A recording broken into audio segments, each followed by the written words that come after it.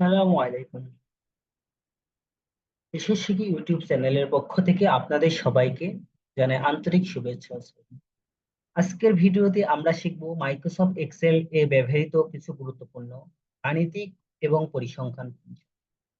এগুলো ব্যবহার করে আপনি সহজেই আপনার ডেটার উপর নির্ভরযোগ্য বিশ্লেষণ করতে পারবেন। প্রতিটি ফাংশনের ব্যবহার উদাহরণ সহ দেখানো হবে, যাতে আপনি একদম প্রাথমিক ধারণা থেকে শুরু করতে দক্ষতার সাথে এগুলি প্রয়োগ করতে পারেন। চলুন শুরু করা যাক কিভাবে আমরা গাণিতিক এই ফাংশন গুলো শিখতে পারি। আমি আমার শেয়ার স্ক্রিনে চলে যাচ্ছি।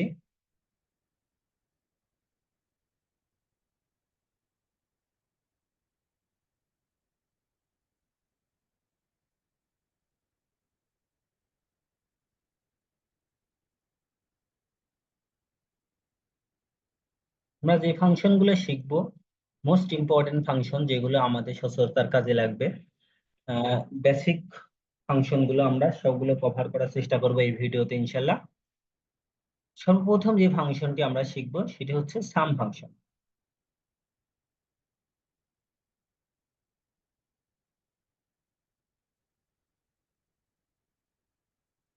সাম ফাংশনের মাধ্যমে আমরা কোনো কিছুর বা কোনো ডেটার আমরা যোগফল বের করি।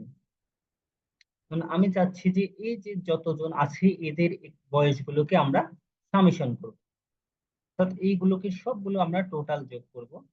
তাহলে আমরা বয়সগুলো যদি আমরা যোগফল করতে চাই, এই জন্য আমাদের সাম ফাংশন ইউজ করতে হবে।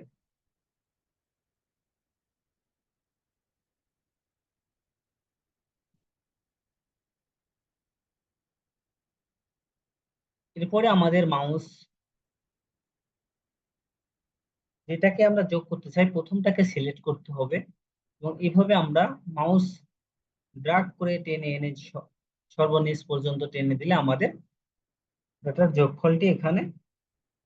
এরপরে বন্ধনী ক্লোজ করতে হবে, এরপর এন্টার প্রেস করতে হবে।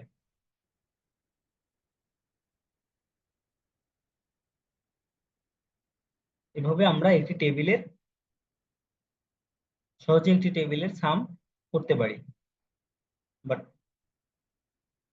আমরা যদি কোনো কিছুর সাম করতে চাই, আমি র্যান্ডম কিছু সংখ্যা নিচ্ছি আপনাদের দেখানোর জন্য।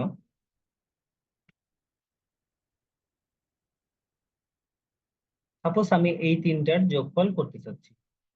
এই ক্ষেত্রে আমরা যদি কোনো ফর্মুলা ফাংশন ইউজ না করে ফর্মুলা করি, তাহলে সেগুলো কি হচ্ছে সেল রেফারেন্সের মাধ্যমে আমরা প্রতিটা ফর্মুলা বা ফাংশনের জন্য আমাদের সর্বপ্রথম ইকুয়াল সাইন ব্যবহার করতে হয়। যেন আমরা ইকুয়াল সাইন করলাম, এরপরে আমরা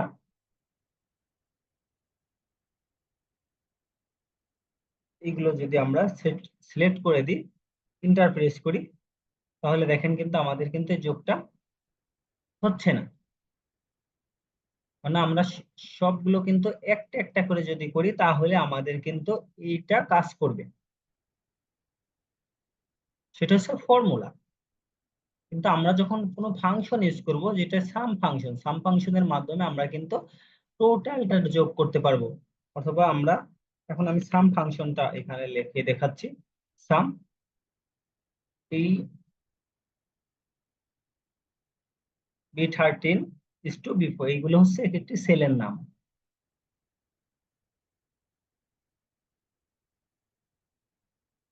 এন্টার। এখন আমাদের যোগফলটি কিন্তু এখানে বসে গেছে। এছাড়াও আমরা এই সামটা আমরা সাম ফর্মুলার মাধ্যমে শর্টকাট আছে অল্টার। আমি এটা ডিলিট করে দিলাম। এইগুলোর যোগফল আমি করতে চাচ্ছি। কিবোর্ড থেকে অল্টার প্রেস করে অল্টার চেপে ধরে রেখে সমান প্রেস করতে হবে। তাহলে দেখুন ফর্মুলাটি কিন্তু আমরা শর্টকাটে চলে আসছে। অল্টার বাটন প্রেস করে সমান প্রেস করতে হবে, অল্টার বাটন চেপে ধরে রেখে সমান প্রেস করলেও আমাদের ফর্মুলাটি চলে আসবে। হচ্ছে shortcut command. Enter button press করলে আমাদের কাঙ্ক্ষিত ফলাফলটি আমরা পাবো।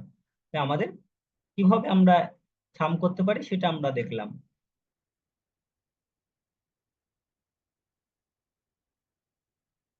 এভারেজ। এভারেজ হচ্ছে কোনো কিছু গড়। আমরা চাচ্ছি যে এই যে এভারেজ, এদের যে আয় আছে, এদের যে আয় আছে আমরা চাচ্ছি এইগুলোর গড় বের করতে। তো আমরা যদি গড় বের করতে চাই, ফাংশনটি হচ্ছে এভারেজ ফাংশন সমান এভারেজ। ঠিক সাম ফর্মুলা যেভাবে আমরা কল করছি, ঠিক সেম ভাবে আমরা এই যে উপর থেকে এই পর্যন্ত ড্রাগ করে দিলে আমাদের ফর্মুলাটি কাজ করবে। এরপরে বন্ধনী ক্লোজ করতে হবে, এন্টার বাটন প্রেস।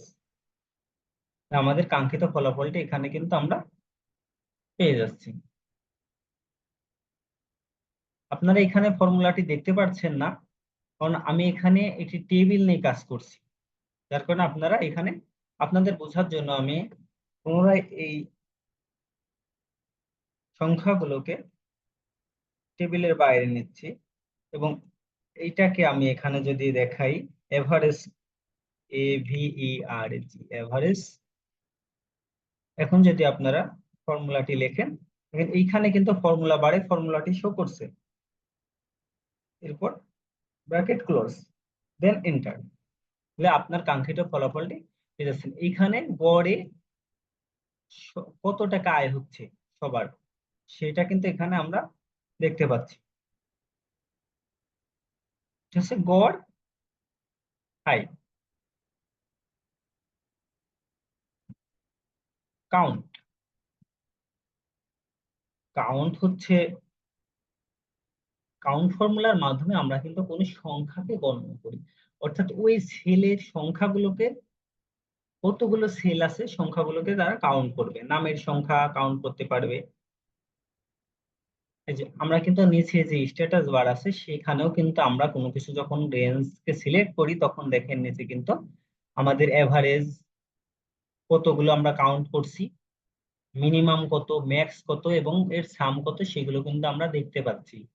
এই কাউন্ট ফর্মুলার মাধ্যমে কিন্তু আমরা একটি ডাটা কতগুলো সেলকে, অবশ্যই সেই সেলের মধ্যে অবশ্যই লেখা টেক্সট থাকতে হবে, সে টেক্সটকে কাউন্ট করবে, যে কোনো টেক্সটকে সে কাউন্ট করবে।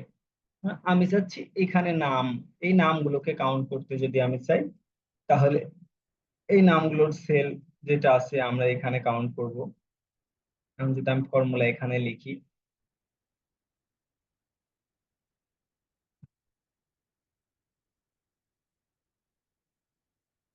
এই নামগুলোকে আমি এখন কাউন্ট করতে চাচ্ছি, সমান কাউন্ট সেল। সেল রেফারেন্সটা দেখাই দিলে আমাদের এখানে কিন্তু দেখেন ফলাফল 0 দেখাচ্ছে। কিন্তু আমি যখন এই ফর্মুলা ইউজ করি নাই তখন কিন্তু দেখেন এই যে এখানে যখন টানছি এখানে কিন্তু এই যে 5 দেখাচ্ছে, কাউন্ট কিন্তু সে করছে। কিন্তু এইখানে দেখেন কাউন্ট ফর্মুলা কিন্তু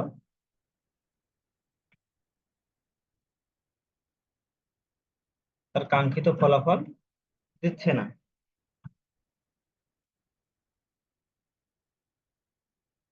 কেননা আমরা কাউন্ট ফর্মুলার মাধ্যমে শুধুমাত্র সংখ্যাকে, আমরা সংখ্যাকে ই করতে পারবো কাউন্টের মাধ্যমে। এখন আমি যদি এই সংখ্যাগুলোকে কাউন্ট করি তাহলে দেখেন